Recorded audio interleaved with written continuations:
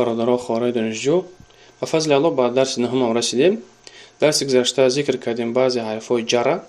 گفتیم که جر معنای چی داره، یعنی وظیفه حرف جر پیدا کردن کسره در آخر هر یک اسم. در آخر هر یک اسم کسره پیدا میکنه. مثلا البیت فی البیت، وقتی که فی استعمال کردیم در آخر باید کسره پیدا میشه. فی چی بوده است؟ قطعی علی، هر دوش یک وظیفه دارن، پیدا کردن کسره، اما هر یکش به علاهیدگی معنای خودش داره. فی به معنای در میشه و علی بر میشه، یعنی بر بالای چیزی، بالای چیزی. و البته حرفای جر زیاد هسته. حرفای جر زیاده 20 تن. همه اونها رو ما نمیگیریم، بلکه همون حرفای جری که در گفتاری لغت عربی زیاد رواج میابه و استعمال میشه و همون رو میگذاریم. هسته حرف مین، هسته حرف اله، یعنی حرف با، حرف جر. مثلا بسم الله میگیم وقتی اسم چی میگیره؟ حرف کسره میگیره. به سبب چی شد؟ به سبب حرف با، برای که حرف با هم چیه؟ حرف جره. البته حرف وقتی که ما میگیم حرف با چی است؟ به معنای لغت عربیه، اما در لغت تاجیکی ذکر کردیم که اینها رو چی میگن؟ پیشایند. در، از پیشی، با پیشی، بر بالای، همه یو چیان؟ پیشایند. اینا رو پیشایند میگن. خب و این چنین باید بدونه که فی و علی همین پیشایندهایی که ما ذکر کردیم خود معنی نداره. یعنی با علاهیدگی وقتی که ما اونها را ذکر کنیم، در، بر، از پیشی، یگان معنی نمیده تا وقتی که ما اونها را در جمله با فی استعمال نبریم. مثلا وقتی گفتیم این انت، تو کجا هستی؟ میگه انا فی البیت، من در خانه هستم. الکی فی معنا پیدا کرد به خاطری که در جمله استعمالش کردیم، اما خارج جمله، خارج از جمله با فی معنایی نداره. خب این مثالا را گرفتیم، الکی به گفتگو میگذاریم. گفتگوی حرف با. این محمد، محمد کجاست؟ کلمه نو این، کجا. این انت، تو کجا هستی؟ این انتم، شما در کجا هستید؟ این هی، او در کجاست؟ یعنی زن. این هو، او مرد در کجا است؟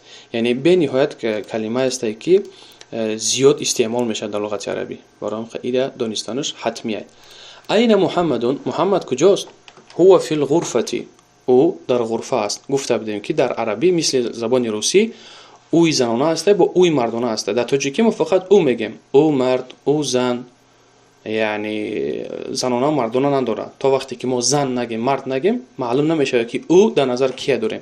اما در لغت عربی الکی خاص اوی زنانه است، خاص اوی مردانه، مثل آن، انا در لغت روسی.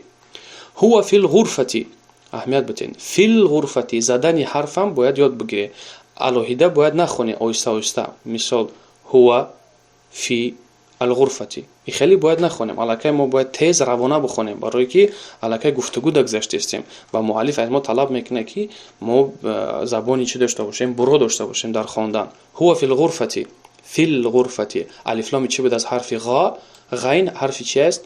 قمریه، برام ال ذکر میشه. فی الغرفه، هو فی الغرفه، کسره پیدا شد به خاطر چی؟ حرف فی اسم جر، حرف جر، الغرفه اسم مجرور. وظیفه فی چی بوده است؟ پیدا کردن کسره در آخر اسم. برام گفتیم فی الغرفه. و این یاسر، یاسر در کجاست؟ و یاسر در کجاست؟ جواب هو فی الحمام، او در حمام است. و این یاسر هو فی الحمام، هو فی الحمام، هو فی الحمام، تشدید میم، حمامی، او در حمام است. هم حمامی که خمون میگن و عربا این چنین حمام، خلاجار هم حمام میگن، یعنی حاجت خانه را، جایی که حاجت خانه او هم حمام میگن، توالت. هو فی الحمام، یاسر در کجاست؟ او در حمام است. حرف فی، حرف جر، حمام اسم مجرور، برام کسره پیدا شد در آخرش. و تشدید گفتیم که الحمام به خاطر چی؟ به خاطر که اگر ما به تشدید بگیم، حمام بگیم، اگر حمام کفتر میشه، حمام کفتر میشه. الحمام حاجت خانه یا که جای آبازی کنی. و این آمینه تو، و آمینه کجاست؟ ببینین آمینه اسمی چیه؟ غیر منصرف، اسمی که معنای اسمی غیر منصرف چیه؟ صرف نشونده. صرف نشونده یعنی تنوین و کسره قبول نمیکردگی. همین اسم ها را انشالله در آینده نزدیک میگیریم.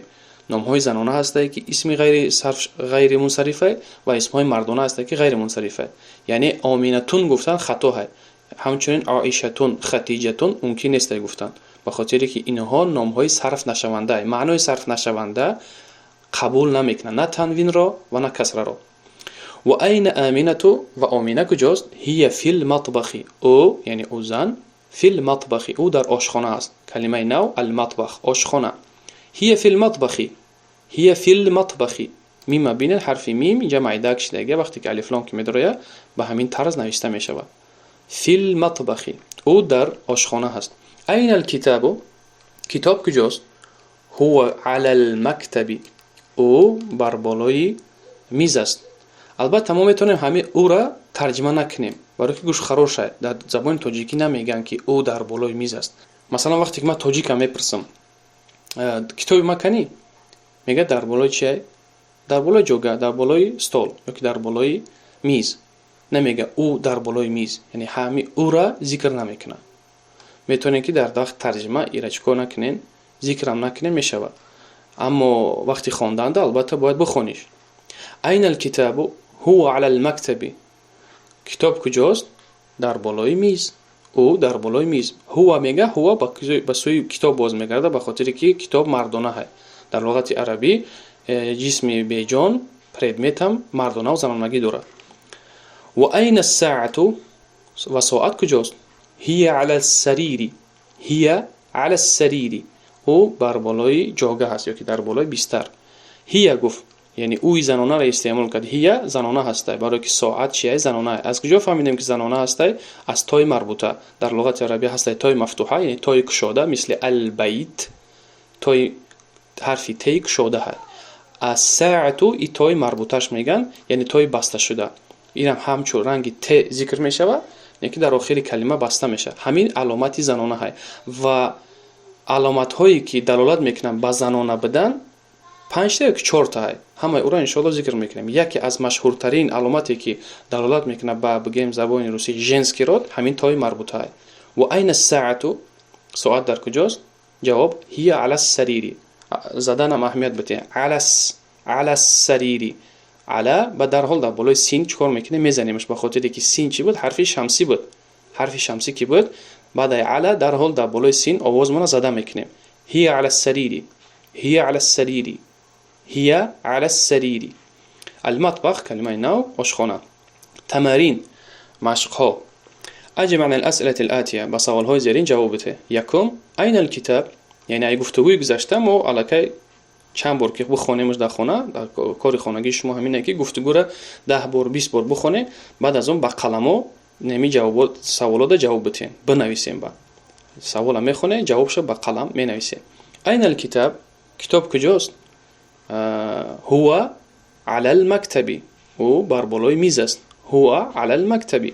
دیوم این محمد، در گفتگو محمد در کجا بود؟ غرفه، اتاق. غرفه ترجمهش چی میشه؟ اتاق. ما فراموش کردم بگم ترجمهش، بخشش. این محمد هو فی الغرفه، فی حرف جر، الغرفه اسم مجرور. غرفه اتاق میشه به زبان روسی کامنته، به زبان روسی کامنته. دوام شه. این الساعت ساعت کجاست؟ هی علی السریر، هی علی السریر او بر بالای جاگه هست، او در بالای جاگه هست. این یاسر، یاسر کجاست؟ هو فی الحمام. جواب چی بود؟ هو فی الحمام او در حمام است. این آمینه، آمینه کجاست؟ هی فی المطبخ، هی فی المطبخ. آمینه فی الغرفه حرف حمزه استفهام یعنی سوالی میکنه. آمینه محمد، آیا محمد، آیا آمینه. آمینه فی الغرفه، آیا آمینه در اتاق است؟ جواب لا، نمیگه لا، هی فی المطبخ او در چیه؟ در آشخانه است. یاسر فی المطبخ، آیا یاسر در آشخانه هست؟ جواب لا، هو فی الحمام. یعنی حرف لا را می نویسیم. لا هو فی الحمام. من فی الغرفه، داخل اتاق کیست؟ یا که در اتاق کیست؟ جواب محمد فی الغرفه، محمد فی الغرفه. نهم و من فی الحمام، در حمام کیست؟ که در جواب یاسر فی الحمام، یاسر فی الحمام. دهم ماذا علی المکتب، بر بالای میز چیست؟ ماذا یعنی چیست. من کیست. ماذا چیست.